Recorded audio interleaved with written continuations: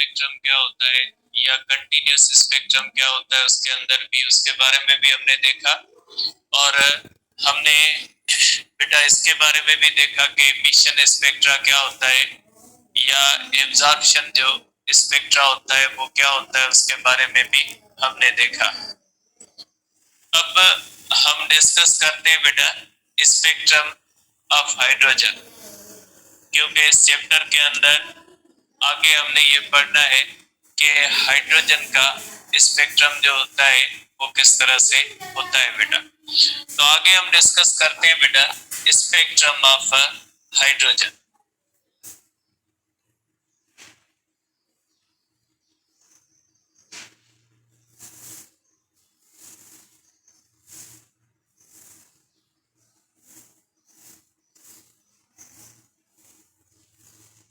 बेटा अगर हाइड्रोजन को आप डिस्चार्ज ट्यूब के अंदर रखोगे, एक ऐसा ट्यूब जिसमें से आप कैथोड रे पास करवाओगे, तो हाइड्रोजन से भी लाइट इमिट करती है। अगर हाइड्रोजन को आप डिस्चार्ज ट्यूब के अंदर रख के उससे लाइट पास करवाएंगे तो आप देखेंगे कि हाइड्रोजन से 3 किस्मों की लाइट निकलती है। उसमें इंफ्रारेड लाइट भी निकलती है, विजिबल लाइट भी निकलती है और अल्ट्रा वायलेट लाइट भी निकलती है। आप ये नहीं कह सकते कि हाइड्रोजन से सिर्फ विजिबल निकलती है, इंफ्रारेड निकलती है या अल्ट्रा वायलेट निकलती है। जब आप हाइड्रोजन को इस तरह से ट्यूब के अंदर रख के उससे कैथोड रेज पास करवाओगे तो आप देखोगे कि हाइड्रोजन में से तीनों किस्मों की लाइट इमिट होती है। उसमें से इंफ्रारेड भी आती है, विजिबल भी आती है, अल्ट्रा वायलेट लाइट भी इमिट होती है। तो अगर आप हाइड्रोजन की उस इमिटेड लाइट का स्पेक्ट्रम बनाओगे तो आपको पता लगेगा कि हाइड्रोजन में से 3 किस्मों की सीरीज बनती है। आप देखोगे कि विजिबल लाइट अपनी एक सीरीज बनाती है, इंफ्रारेड लाइट अपनी एक सीरीज बनाती है और अल्ट्रा वायलेट लाइट एक अपनी सीरीज बनाती है। ठीक है, तो इसका मैं आपको एक फिगर दिखा देता हूं जिससे आपको पता लगेगा कि जब आप हाइड्रोजन का स्पेक्ट्रम बनाओगे तो उसमें से किस किस्म की लाइट इमिट होगी बेटा। आप इसको इस तरह से देख सकते हैं बेटा कि अगर आप देखें बेटा कि हाइड्रोजन जो होती है उसमें से बेटा, एक मिनट, पिक्चर नहीं है, ये पिक्चर ले तो फिर मैं आप इसको ये आपको दिखाता हूं मैं कि इसके अंदर किस किस्म की जो है वो लाइट इमिट होती है। देखिए बेटा, ये आप देख सकते हैं बेटा कि ये हमारे पास ये एक पिक्चर है, ये हमें बताती है कि जब हाइड्रोजन से बेटा, जब हाइड्रोजन से हम इस तरह से लाइट पास करवाते हैं तो हाइड्रोजन में हाइड्रोजन का स्पेक्ट्रम इस तरह से बनता है बेटा। ये हाइड्रोजन के स्पेक्ट्रम की बात की गई है कि हाइड्रोजन का जो स्पेक्ट्रम होता है बेटा वो इस तरह से बनता है। तो आप इसको कह सकते हैं कि स्पेक्ट्रम ऑफ हाइड्रोजन।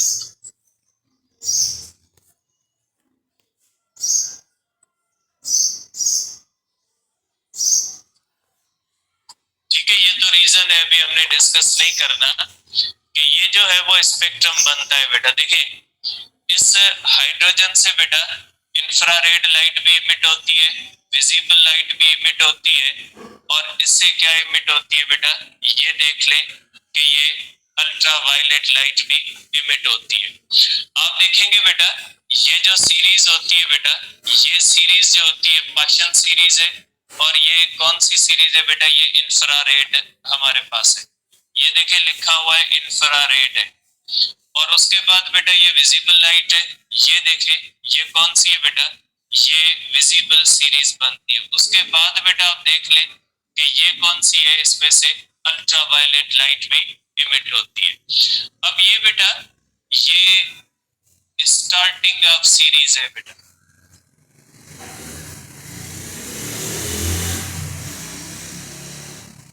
बेटा ये जो स्टार्टिंग ऑफ सीरीज पे लाइंस एक दूसरे से दूर होती है, और जैसे जैसे ये आप देख सकते हैं यहाँ से इंफ्रारेड सीरीज शुरू होती है तो लाइनें एक दूसरे से दूर है, और यहाँ पे लाइनें एक दूसरे की क्या होती है, क्लोज होती है। और यहाँ से देखें, ये जैसे ही विजिबल सीरीज शुरू हुई तो शुरुआत में लाइनें एक दूसरे से दूर होती है, जैसे जैसे सीरीज की एंड आती है तो लाइनें एक दूसरे को क्लोज आती है। आप देख सकते हैं बेटा, ये अल्ट्रावायलेट सीरीज भी जब शुरू होती है तो लाइनें एक दूसरे से दूर होती है, जैसे जैसे आगे जाएंगे तो लाइनें एक दूसरे के साथ क्या होती है, जो है वो क्लोज आ जाती है। तो शुरुआत के अंदर लाइनें एक दूसरे से दूर होती है, जैसे ही सीरीज एंड होती है तो लाइनें एक दूसरे से क्लोज आ सकती है। तो ये चीज देख के आप कह सकते हैं कि जब आप हाइड्रोजन को डिस्चार्ज ट्यूब के अंदर रखें, ऐसे मैं इसका एक बना देता हूं। सपोज करें बेटा कि ये हमारे पास एक ट्यूब है, ये आप कह लें कि ये हमारे पास एक ट्यूब है, और इसके अंदर इस तरह से हाइड्रोजन गैसियस फॉर्म के अंदर है बेटा, क्योंकि हम पढ़ रहे हैं लाइन स्पेक्ट्रम,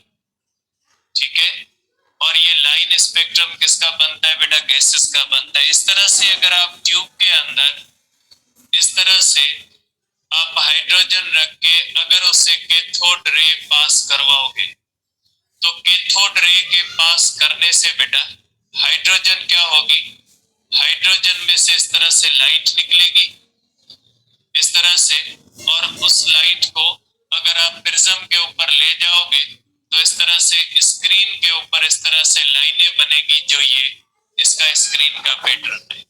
तो आप कह सकते हैं कि बेटा हाइड्रोजन को अगर गैसियस स्टेट के अंदर आप एक ट्यूब के अंदर रख के उसमें से कैथोड रे पास करवाओगे तो हाइड्रोजन में से जो लाइट इमिट होगी उसका अगर स्पेक्ट्रम लोगे तो आपको पता लगेगा कि हाइड्रोजन में से अल्ट्रावायलेट लाइट भी निकलती है, इंफ्रारेड लाइट भी निकलती है, और उसमें से विजिबल लाइट भी निकलती है। जैसे इनकी वेवलेंथ भी लिखी हुई है बेटा, ये देख ले, ठीक है, ये बेटा विजिबल है 565 नैनोमीटर, 486 नैनोमीटर, 434 नैनोमीटर, 410 नैनोमीटर। ये बेटा विजिबल की कितनी बेटा जो है वो वेवलेंथ निकलती है, एक वेवलेंथ ये निकलती है बेटा विजिबल की, दूसरी वेवलेंथ ये निकलती है, तीसरी वेवलेंथ ये निकलती है, चौथी वेवलेंथ ये निकलती है। चार वेवलेंथ जो होती है वो विजिबल कलर की निकलती है बेटा। ये देखें, ये यहाँ पे इसका बेटा ये देखें, ये जो है वो रेड 656, क्योंकि आपको पता है 700 नैनोमीटर जो होती है वो रेड कलर की वेवलेंथ होती है। तो बेटा ये जो 656 है ये रेड कलर है, उसके बाद ये दूसरा कलर है ब्लू कलर है, और वायलेट कलर है बेटा। 410 जो होता है वो वायलेट कलर की लाइट से निकलती है, ठीक है। ये देखिए इसके कलर भी दिखाए गए कि ये विजिबल सीरीज में एक लाइन रेड कलर की निकलती है, बाकी ये कलर होता है, ये आगे कलर निकलते हैं, चार किस्मों की विजिबल लाइट निकलती है।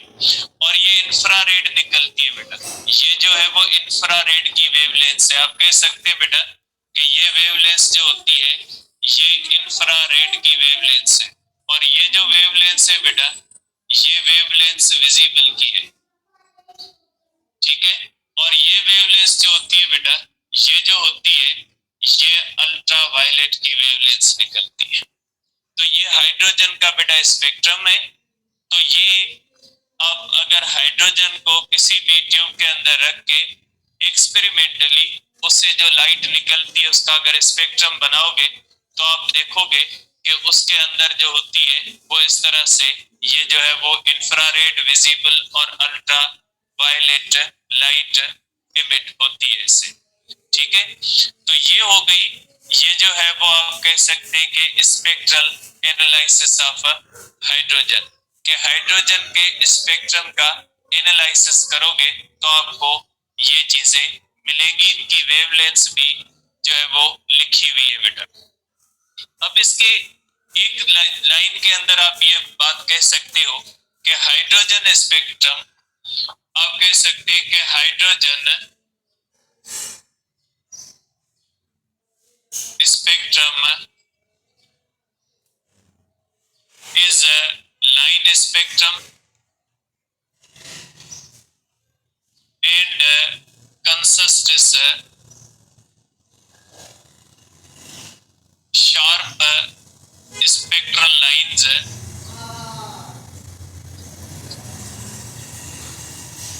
with defining frequencies.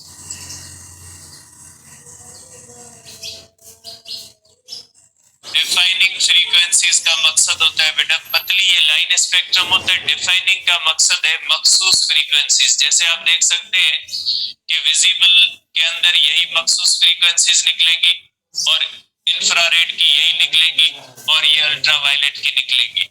और ये पतली sharp spectral lines, sharp spectral lines का मकसद है कि ऐसी लाइंस जिनके दरमियान स्पेस होता है, ये लाइनें एक दूसरे के साथ मर्ज नहीं हो रही, ये वाजिया तौर पे एक दूसरे से अलग है। तो ऐसी लाइनें जो वाजिया तौर पे एक दूसरे से अलग है, इनको शार्प स्पेक्ट्रल लाइंस कहा जाता है। और sharp spectral lines with defining frequencies means मखसूस फ्रीक्वेंसी जो सिर्फ और सिर्फ हाइड्रोजन के स्पेक्ट्रम को डिफाइन कर रही होती है। तो ये बेटा स्पेक्ट्रल एनालिसिस हुआ। अब हम करते हैं बेटा कि अगर इसका स्पेक्ट्रल एनालिसिस करें तो बेटा जब ये स्पेक्ट्रम की स्टडी की गई तो स्पेक्ट्रम की स्टडी को करने वाले साइंटिस्टों को कहा जाता है स्पेक्ट्रोस्कोपिस्ट्स। ठीक है।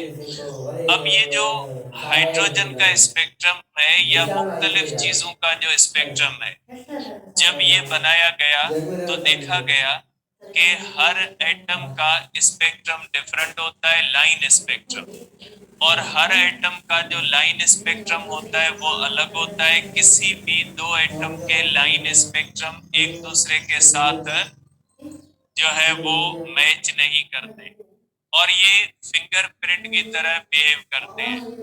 तो साइंटिस्टों के पास सबसे बड़ी जो साइंटिस्टों के सामने चीज थी वो ये थी कि इस स्पेक्ट्रम को एक्सप्लेन करना था कि अगर किसी एटम से लाइट इमिट होती है तो क्यों होती है। साइंटिस्टों को यह देखना था कि एटम में से लाइट इमिट क्यों होती है, ऐसा क्या होता है एटम के अंदर जो लाइट इमिट होती है। दूसरी बात कि अगर एटम से लाइट इमिट होती है तो डिफरेंट चीजों का जो एटम होता है उससे डिफरेंट किस्म की लाइट इमिट क्यों होती है। एटम तो सब एक जैसे होने चाहिए, फिर डिफरेंट एटम से डिफरेंट किस्मों की लाइट इमिट क्यों होती है। तो इस जो स्पेक्ट्रोग्राफी थी जिसके अंदर मुख्तलिफ साइंटिस्टों ने इस बात को एक्सप्लेन करने की कोशिश की कि आखिरकार एटम से लाइट इमिट क्यों होती है, और अगर लाइट इमिट होती है तो डिफरेंट एटम से डिफरेंट लाइट क्यों इमिट होती है। तो अब हम करेंगे कि study of hydrogen spectrum, spectrum की स्टडी करते हैं बेटा।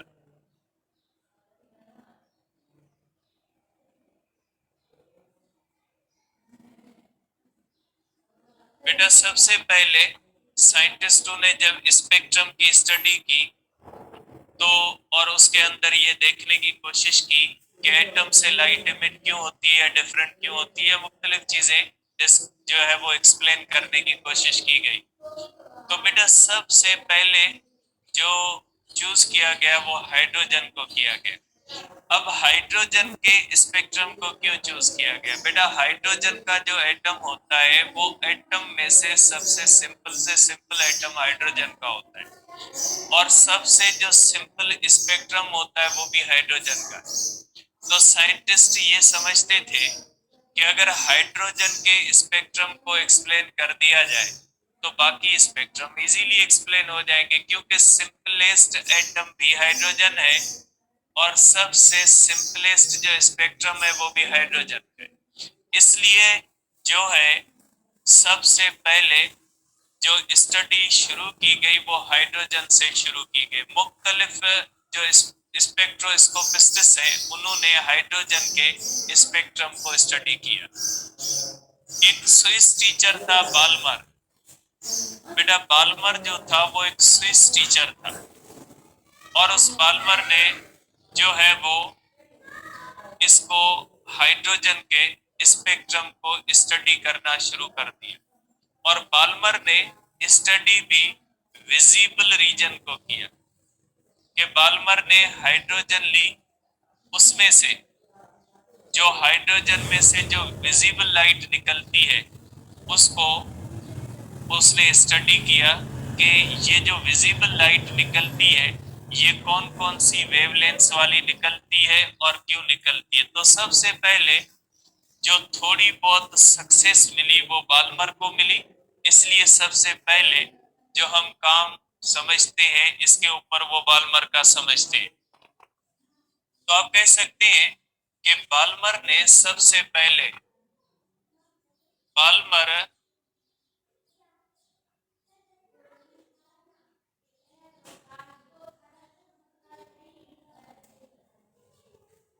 studied spectrum of hydrogen in visible region and concluded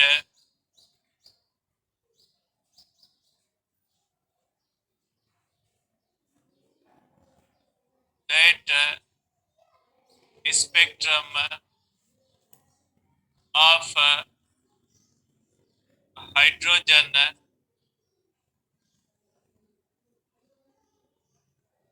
is a line spectrum in visible region which consists following wavelengths बेटा। ठीक है बेटा, बाल्मर ने हाइड्रोजन को डिस्चार्ज ट्यूब के अंदर सपोज करे रखा और उसमें से जो विजिबल लाइट निकली उसकी स्टडी की, और बाल्मर इस नतीजे पे पहुंचा कि हाइड्रोजन में से जो विजिबल लाइट निकलती है उस विजिबल लाइट का जो स्पेक्ट्रम होता है वो लाइन स्पेक्ट्रम होता है, जिसके अंदर ये वेवलेंथ्स निकलती है। ये बुक के अंदर जो आपके बुक के अंदर लिखी हुई है मैं भी वही लिख लेता हूँ। ये मैंने वहां पे फिगर में बेटा ये फिगर के अंदर भी लिखी हुई है, लेकिन ये फिगर के अंदर बेटा राउंड ऑफ करके लिखी गई है। आपके बुक के अंदर जो लिखी गई है बेटा वो लिखी गई है पॉइंट की सूरत में बेटा। तो मैं बुक से देख के बेटा लिख लेता हूँ जो बुक के अंदर लिखी हुई है, क्योंकि ये भी सेम है लेकिन फर्क ये है कि इसमें राउंड ऑफ कर दिया गया है डेटा को बेटा। इसके अंदर बेटा जो वेवलेंथ निकलती है lambda 1 is equal to 656.2 nanometre बेटा। लेमडा 2 इससे निकलती है बेटा 485.1 नैनोमीटर बेटा। पेज नंबर बेटा 274 पे ये लिखी हुई है आपके एसटीपी के और पंजाब के अंदर भी जाहिर सी बात है लिखी होगी बेटा। ये होगी 434.0 नैनोमीटर। और बेटा ये जो चौथी वेवलेंथ होती है ये चौथी वेवलेंथ होती है बेटा 410.1 नैनोमीटर। ठीक है, तो बेटा बाल्मर की क्या डिस्कवरी थी? बाल्मर की डिस्कवरी ये थी कि अगर आप इस तरह से ट्यूब लो, ठीक है, अगर इस तरह से आप ट्यूब लें और उस ट्यूब के अंदर इस तरह से हाइड्रोजन रखें और उससे कैथोड रे पास करवाएं, ठीक है, उससे अगर कैथोड रे पास करवाएं तो कैथोड रे पास करने के बाद उसमें जो लाइट निकलती है वो विजिबल के अंदर 4 वेवलेंथ, कभी कभी 5वीं भी ली जाती है, 356 भी ली जाती है, क्योंकि 356 जो होती है ना वो इंफ्रारेड के अंदर भी आती है, विजिबल के अंदर भी आती है, कभी कभी वो भी ले ली जाती है। तो ये आप देख सकते हैं कि लेमडा 1, लेमडा 2, लेमडा 3, सिर्फ 4 वेवलेंथ निकलती है। अब आपके पास पता है आपको कि विजिबल की वेवलेंथ कितनी होती है, 400 नैनोमीटर से लेकर 700 नैनोमीटर तक, तकरीबन 300 वेवलेंथ होती है विजिबल की। लेकिन हाइड्रोजन विजिबल की कितनी इमिट करती है, सिर्फ 4 इमिट करती है, ये होती है। तो बाल्मर के स्टडी के मुताबिक जो हाइड्रोजन का स्पेक्ट्रम होता है, कभी कभी ये कहा जाता है कि ये बोहर की स्टडी थी, कि बोहर ने ये कंक्लूड किया था कि हाइड्रोजन का जो स्पेक्ट्रम है वो लाइन स्पेक्ट्रम है। बहरहाल बाल्मर है जो है वो बोहर है, इनकी ये स्टडी थी कि हाइड्रोजन का स्पेक्ट्रम लाइन स्पेक्ट्रम होता है, और हाइड्रोजन में जब आप डिस्चार्ज ट्यूब के अंदर रख के उसमें से कैथोड रे पास करवाओगे तो विजिबल रीजन के अंदर उसमें से 4 किस्मों की वेवलेंथ निकलेगी, जो ये है। अब दूसरा स्टेज आता है, ठीक है, ये तो एक पता लग गया कि हाइड्रोजन में ये वेवलेंथ इमिट होती है, वो यहाँ पे भी लिखी हुई है, आप यहाँ पे भी देख सकते हैं, यहाँ पे भी लिखी हुई है, इंफ्रारेड भी लिखी हुई है, अल्ट्रावायलेट भी लिखी हुई है, और इसके अंदर ये इस तरह से लिखी हुई है। ठीक है बेटा, तो ये तो लिखी हुई है। अब दूसरा स्टेज ये है कि इस बात को डिस्कवर करना है कि आखिरकार ये लाइट एटम में से कहां से निकलती है। अब आपको पता है कि कैसे निकलती है, कहां से निकलती है, लेकिन जब इस चीज का पता नहीं था कि ये एटम से कहां से निकलती है, क्योंकि जब ये बाल्मर वगैरह के फार्मूले बने थे उस वक्त बोहर की थ्योरी नहीं थी, बोहर की थ्योरी तो बाद में आई है। तो उस वक्त ये थ्योरी नहीं थी ऑर्बिट्स वाली के इलेक्ट्रॉन ऑर्बिट में इधर उधर जाएंगे नहीं जाएंगे फिर लाइट एमिट करेंगे, ये तो थ्योरी ही नहीं थी, बोहर की थ्योरी एग्जिस्ट नहीं करती थी, बोहर की थ्योरी तो बाद में आई है। तो बाल्मर वालों ने और रेबर्ग ने, बाल्मर था रेबर्ग था, मुख्तलिफ जो स्पेक्ट्रोस्कोपिस्ट्स थे, उन्होंने कोशिश की कि इस बात को एक्सप्लेन किया जा सके कि हाइड्रोजन में से यही 4 किस्मों की वेवलेंथ क्यों निकलती है, बाकी 300 वेवलेंथ जो होती है विजिबल की वो क्यों नहीं निकलती, या हमेशा यही क्यों निकलती है। अब हाइड्रोजन को कुछ भी कर लो उसमें से यही निकलनी है, मीन्स आप उसको चेंज नहीं कर सकते। तो ये बात साइंटिस्टों को एक्सप्लेन करनी थी कि इसी किस्म की लाइट क्यों निकलती है, और ये जो है वो कहां से निकलती है, रीजन क्या है इसका, और डिफरेंट एटम से फिर डिफरेंट एटम से डिफरेंट क्यों निकलती है, इसका रीजन क्या, ये ढूंढना था। बेटा बाल्मर और रेबर्ग, बाल्मर ने फार्मूला बनाया विजिबल के लिए, रेबर्ग ने फार्मूला बनाया सब रीजन्स के लिए। बहरहाल आप कह सकते हैं कि बाल्मर और रेबर्ग एक फार्मूला बनाने के अंदर कामयाब हो गए, जिस फार्मूला के अंदर मुख्तलिफ वैल्यूज रख के आप इन वेवलेंथ्स को कैलकुलेट कर सकते हैं। ये तो हुई एक्सपेरिमेंट की रिजल्ट, कि एक्सपेरिमेंट ने इसको, ये एक्सपेरिमेंट ने कहा ये वेवलेंथ्स निकलती है। अब बाल्मर और रेबर्ग एक फार्मूला बनाने में भी कामयाब हो गए, कि अगर उस फार्मूले के अंदर आप मुख्तलिफ वैल्यूज रखते हो तो वो फार्मूला भी कहता है कि हाइड्रोजन से ये 4 वेवलेंथ्स निकल सकती है। इसको कहा जाता है एम्पिरिकल फार्मूला। बाल्मर ने एक एम्पिरिकल फार्मूला दिया, और उस एम्पिरिकल फार्मूला में अगर आप मुख्तलिफ वैल्यूज पुट करोगे तो यही वेवलेंथ्स कैलकुलेट हो सकती है। और ये जो फार्मूला है ये भी आपके बुक के अंदर लिखा हुआ है बेटा, कि बाल्मर का एम्पिरिकल फार्मूला क्या था बेटा, फ्रीक्वेंसी के सेंस में भी आप ले सकते हैं और वेवलेंथ के सेंस में भी आप ले सकते हैं बेटा।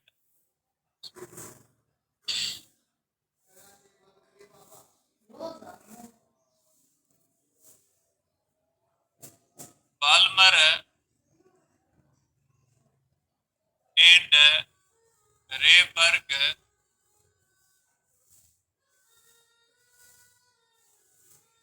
were able to fit these frequencies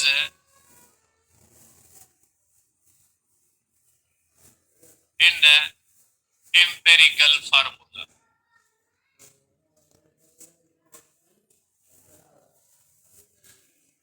ठीक है बेटा, ये एक फार्मूला बनाने में कामयाब हो गया। और फार्मूला कौन सा था कि ये जो वेवलेंथ इमिट होती है ये 1/λ is equal to R 1/p² minus 1/n²।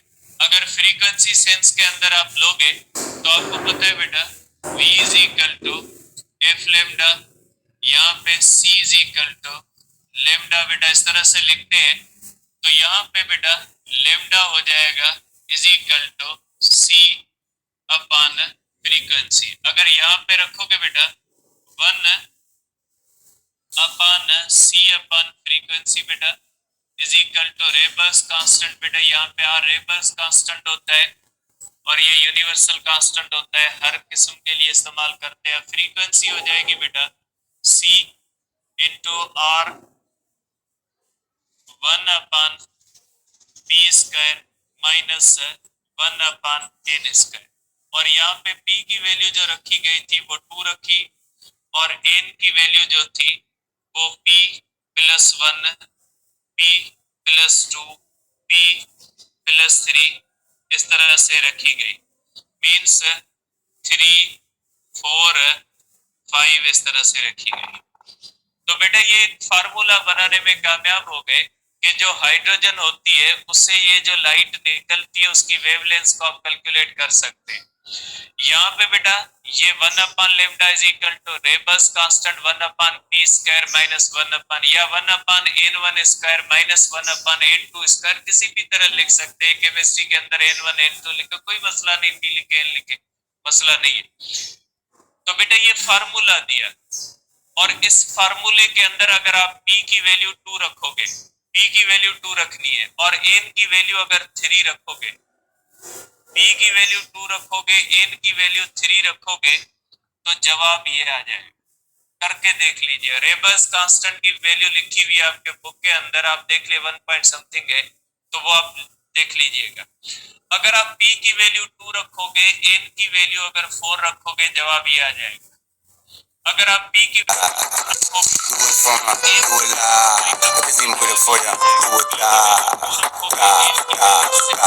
के अंदर अगर आप p की वैल्यू 2 रखो और n की वैल्यू 3 4 5 इस तरह से रखो तो ये आपको फार्मूला ये वेवलेंथ कैलकुलेट करके दे सकता है। ये एक एम्पिरिकल फार्मूला था। अब यहाँ पे p की वैल्यू 2 क्या होती है, n की वैल्यू 3 4 5 क्या होती है अभी आपको पता है।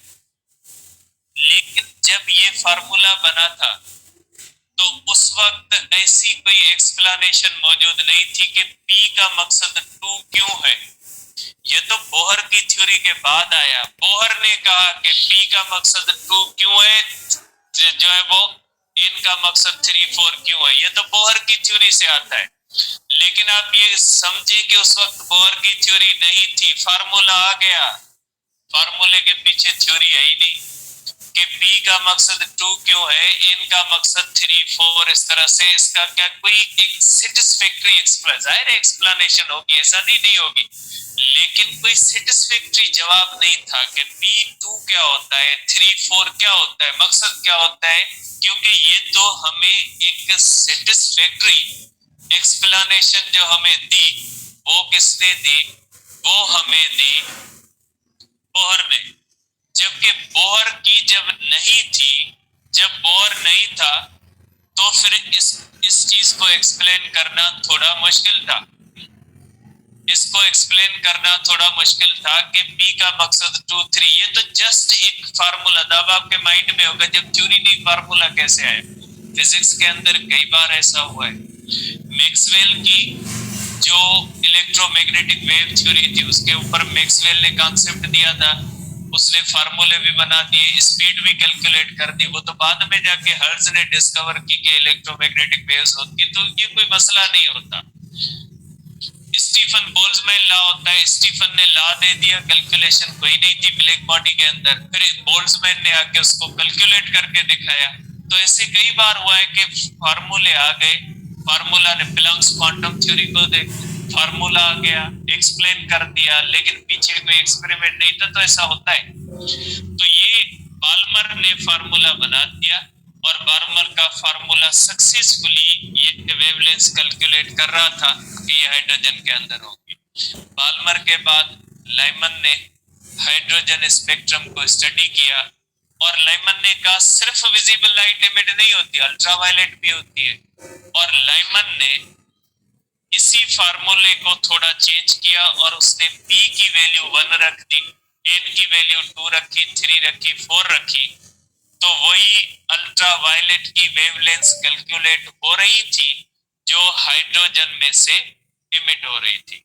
इसके बाद पाशन आया, फंड आया, ब्रैकेट सीरीज है, सब ने पी की वैल्यूज को चेंज किया, एन की वैल्यूज को चेंज किया, तो देखा गया कि इंफ्रारेड लाइट भी हाइड्रोजन से निकलती, और फार्मूले कैलकुलेशन इंफ्रारेड की भी सही दे रहे थे, विजिबल की भी सही दे रहे थे, और अल्ट्रावायलेट की भी कैलकुलेशन सही दे रहे थे। तो मतलब ये वो कभी कभी ये भी कहा जाता है कि एक जनरल फार्मूला बना लिया रेबर्ग ने, और रेबर्ग ने हाइड्रोजन के स्पेक्ट्रम के लिए एक जनरल फार्मूला बना लिया ये, और अगर इस फार्मूले के अंदर पी की वैल्यू 2 रखते हो तो बाल्मर की सीरीज एक्सप्लेन हो जाती है। मींस बाल्मर की सीरीज की वेवलेंथ कैलकुलेट, एक्सप्लेन नहीं, कैलकुलेट हो जाती है। और अगर पी की वैल्यू आप 1 रखते हो तो लेमन सीरीज के अंदर जो अल्ट्रावायलेट की वेवलेंथ है वो 1 से कैलकुलेट हो जाती है। अगर आप 3, 4, 5 रखोगे तो bracket Paschen P fund series जो होती है, फंड सीरीज जो होती है वो कैलकुलेट हो जाती है। मतलब ये कभी कभी कहा जाता है कि ये रेबर्ग का बनाया हुआ फार्मूला है जो मुख्तलिफ वैल्यूज के साथ बाल्मर ने इस्तेमाल किया, जो है लेमन ने खुद इस्तेमाल किया, पाशन ने किया, ब्रैकेट ने किया, पी फंड ने किया, तो मुख्तलिफ वेवलेंथ जो होती है वो इस तरह से कैलकुलेट हो गई। फंड सीरीज है, पाशन सीरीज है, मुख्तलिफ सीरीज कैलकुलेट हो गई। लेकिन हमारी बात वही की वही रही, फार्मूला तो बना, लेकिन फार्मूला के अंदर इस बात का जवाब नहीं आया कि लाइट इमिट क्यों होती है। फार्मूला बन गया, बाल्मर ने बनाया, लेमन ने बनाया, पशन ने बनाया, ब्रैकेट ने बनाया, फन ने बनाया, किसी ने भी बनाया, लेकिन फार्मूले बन गए। फार्मूला के अंदर वैल्यूज को तब्दील करने से कैलकुलेशन भी आ गई, लेकिन मसला वही का वही रहा कि एटम में से लाइट इमिट क्यों होती है, और अगर एटम में से लाइट इमिट होती है तो डिफरेंट एटम से ये डिफरेंट लाइट इमिट क्यों होती है, इसकी सक्सेसफुल एक्सप्लेनेशन नहीं आई। लेकिन बहरहाल जब कोई मैथमेटिक्स किसी चीज की आती है तो मैथमेटिक्स की ब्यूटी होती है कि मैथमेटिक्स एक तो गलत नहीं होती अगर उसने रूल्स वायलेट नहीं किए। अगर आपने ऐसी मैथमेटिक्स किसी चीज की बनाई है जिसके अंदर बेसिक मैथमेटिकल रूल्स जो होते हैं आपने वायलेट नहीं किए, तो मैथमेटिक्स गलत नहीं होती। मैक्सवेल ने देख ले, मैक्सवेल ने बाकायदे कैलकुलेशंस कर ली, उसने इक्वेशंस बना ली कि इलेक्ट्रोमैग्नेटिक वेव्स होंगी, और उसने कॉन्फिडेंस के साथ बता दिया इलेक्ट्रोमैग्नेटिक वेव्स होंगी, जाके उसको डिस्कवर करें। बाद में डिस्कवर हुए वाकई ऐसा होता है। आप देख ले 1916 के अंदर आइंस्टाइन ने मैथमेटिक्स की बुनियाद पे जो जनरल थ्योरी ऑफ रिलेटिविटी थी उसमें उसने प्रिडिक्ट किया था कि ग्रेविटेशनल वेव्स होंगी, जाके डिस्कवर करें। ठीक है, और एक नया ग्रेविटी का कांसेप्ट वो 2016 के अंदर लाइगो ने डिस्कवर कर ली। वाकई आइंस्टाइन की बात सही थी। तो मैथमेटिक्स की ब्यूटी होती है कि मैथमेटिक्स जो होती है वो कभी गलत नहीं होती अगर उसको वायलेट नहीं किया गया रूल्स को। और दूसरी बात, मैथमेटिक्स आपको कोई ना कोई क्लू देगी, आपको इशारा देगी कि आप इस सेंस में सोचें तो आपको जवाब मिल जाएगा, आपकी थ्योरी आपको मिल जाएगी। अब ये फार्मूला बन गया, मैथमेटिकल फार्मूला। ये फार्मूला आपको लगता है कोई क्लू दे रहा है, लगता है कोई आपको इशारा दे रहा है कि इस तरह सोचे तो आपको जवाब मिल जाएगा। ये फार्मूला एक दे रहा है, क्लू दे रहा है। फार्मूला कहता है कि फार्मूले के अंदर एक डिफरेंस है, डिफरेंस बिटवीन टू टर्म्स है बेटा, डिफरेंस बिटवीन टू टर्म्स है बेटा। कौन से टर्म? 1/p² -1/n², ये दो टर्म्स के दरमियान डिफरेंस है बेटा। तो मैथमेटिक्स आपको इशारा दे रही थी कि एटम के अंदर कोई चीजें हैं जिनके दरमियान डिफरेंस है। आप इस तरह से सोचिए, एटम के अंदर कुछ ऐसा है जिसके दरमियान डिफरेंस है, और उसी डिफरेंस की वजह से ये लाइट भी इमिट हो रही है और डिफरेंट भी इमिट। मींस मैथमेटिकल फार्मूला जो है उसके अंदर दो टर्म्स के अंदर डिफरेंस है। ये दो टर्म के अंदर जो डिफरेंस है, यही डिफरेंस जो होता है, यही सबब है। किसका सबब है?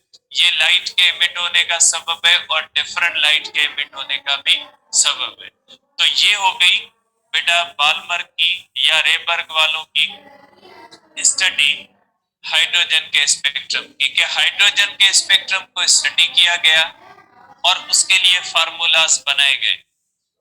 फार्मूलाज ने मुख्तलिफ सीरीज के अंदर जो वेवलेंथ्स होती उनको मैथमेटिकली मुख्तलिफ p की वैल्यूज और n की वैल्यूज के साथ कैलकुलेट करके दिया। अब हम कल इंशाल्लाह इसकी एक्सप्लेनेशन पढ़ेंगे कि क्या कहती है एटम की थ्योरीज, इसके बारे में इंशाल्लाह कल डिस्कस करेंगे।